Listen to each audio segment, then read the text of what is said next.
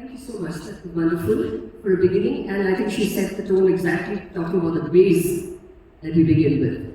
So let's move on from here to maybe Vijay from Goa, who can actually tell us about the implementation challenges where the tire touches the ground, the issue. Yes. Thank you.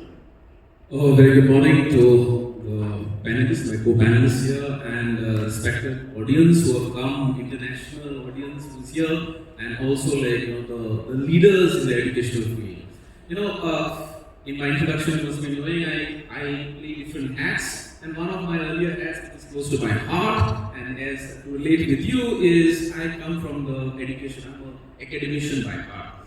So basically, I'll start with the story. Academicians always like to start the whole thing with the story. And this story is about from the life of Franz Kafka.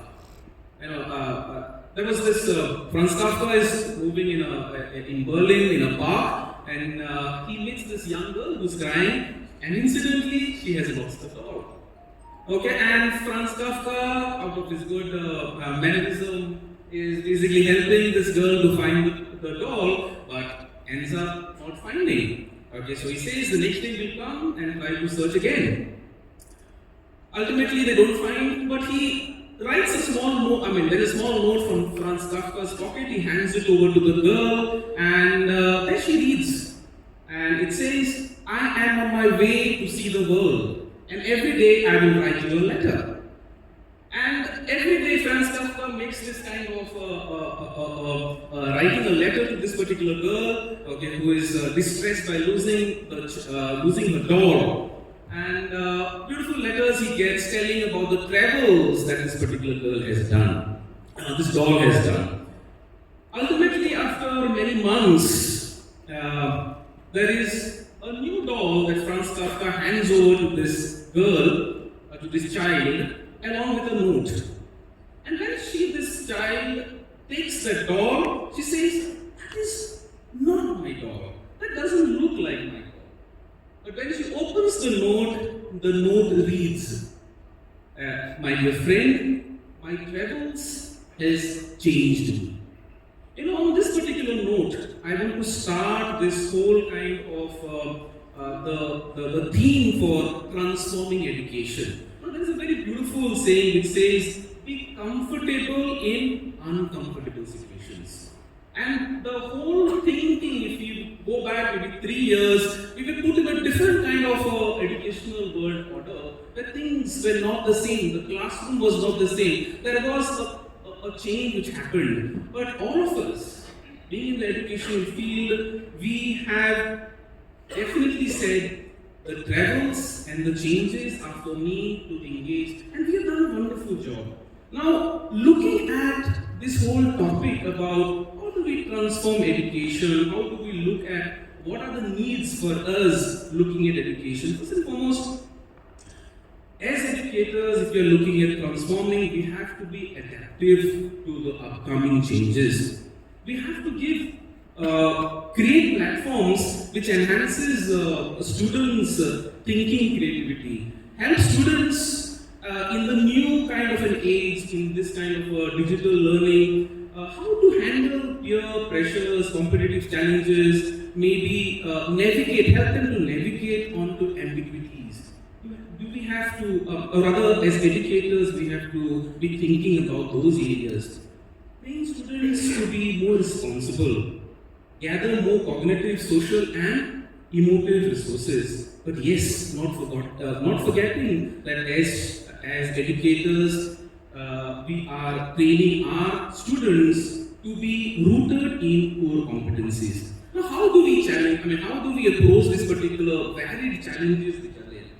We have got, from the government side, that's what I represent, we have got different kinds of good practices. One of directions which has come is from our NEP 2020, which talks right from a plethora of things, gives us some kind of a guidance. How do we as educators, how do we as leaders in our own domains, what we require to do?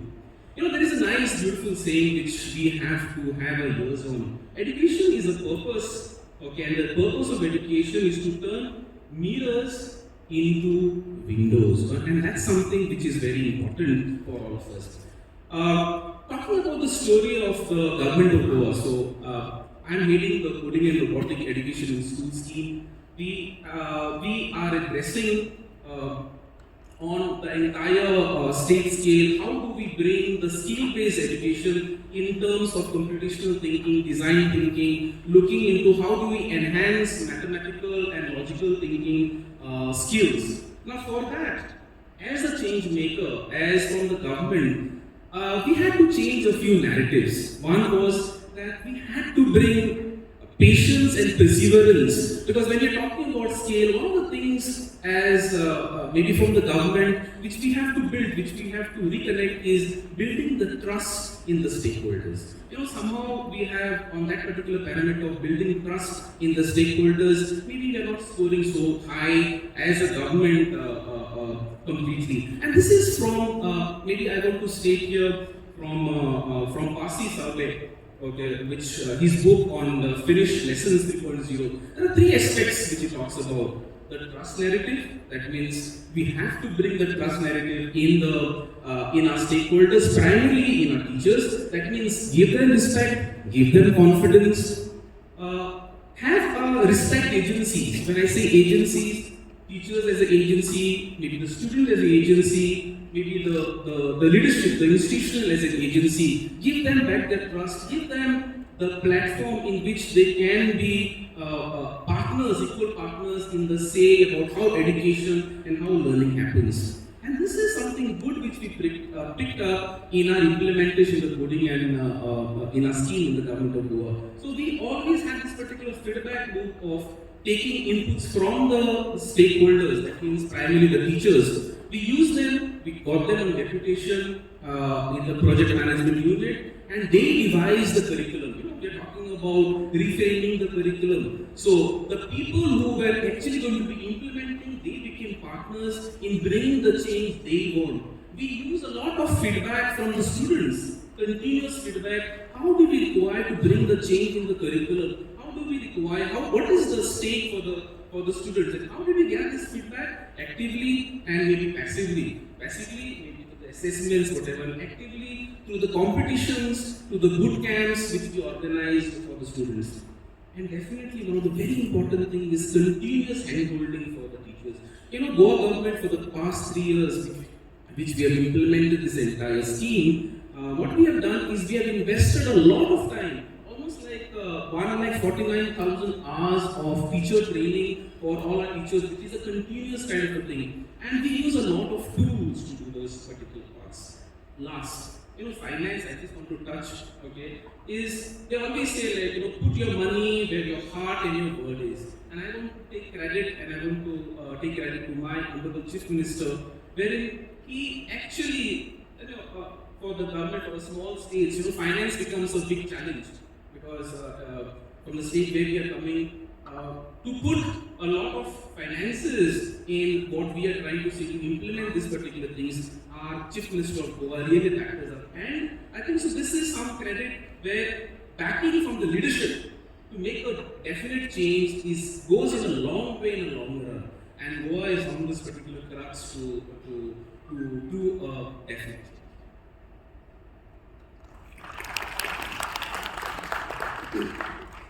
Thank you so much for saying this.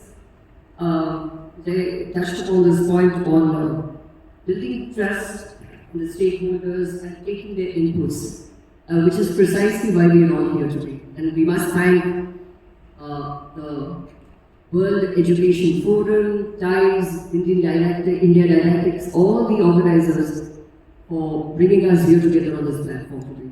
I think we will be having all stakeholders here, except probably the student cohort. Do we have any students here? No. So the rest of the industry and everybody is here. Thank you so much. So over to Anjali, we can ask.